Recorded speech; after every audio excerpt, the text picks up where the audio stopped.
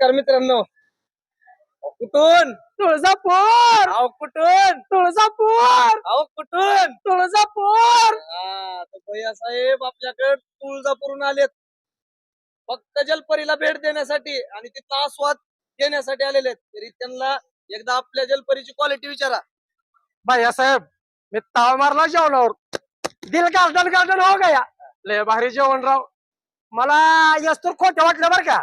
मी लय जागी जेवलो म्हणजे जागा कमी असेल जेवणाचं.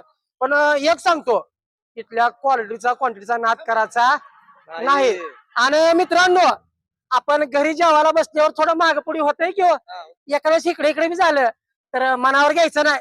लय नंबरचं जेवण बघा, लय टॉपचं जेवण किंवा आई छान. आता मी 2 दिवस जेवत नाही. ना हो. म्हणून तर मी म्हणतोय काय तुम्ही पण घरी बसू नका, एकदा जलपरीचा आस्वाद घ्यायला या.